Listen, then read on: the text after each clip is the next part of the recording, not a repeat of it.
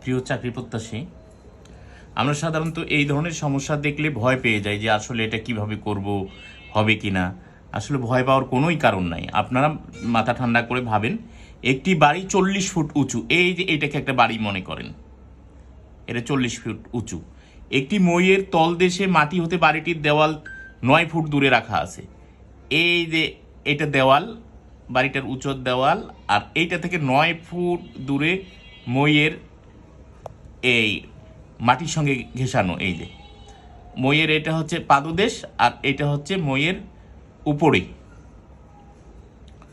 উপরের মইটি বাড়ির ছাদ ছুঁয়ে আছে। এই যে ছাদ ছুঁয়ে আছে, এই যে মই, এইটা মইটি কত ফুট লম্বা, এই মইটি কত ফুট লম্বা, তার মানে দেওয়াল থেকে 9 ফুট এই দিক আছে, আবার উঁচু হচ্ছে 40 ফুট, এইটা আমরা জানি না। তাহলে আমরা তো এইখানে তো ডিটেলস শুনলে নেই। অতিভুজ মানে কি? একটা ত্রিভুজ, এটা সমকোণী ত্রিভুজ, এই দেখেন এটা কিন্তু সমকোণী ত্রিভুজ।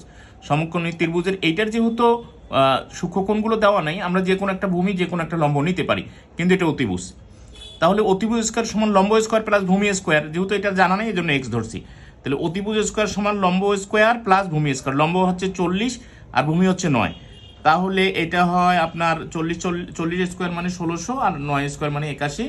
1681, এটাকে বর্গমূল করলে 41, এটাকে রুট করলাম, তারপর 41-এর উপর স্কোয়ার করলে আপনার 1681 41, আর আপনার রুটে স্কোয়ারের রুটে কেটে যাচ্ছে, এখানে এক্স এর মান শুধু 41।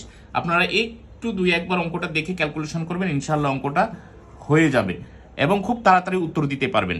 আর এটা সহকারী পরিচালক, প্রশাসন, সহকারী শিক্ষক 16 বিভিন্ন পরীক্ষায় এসেছে।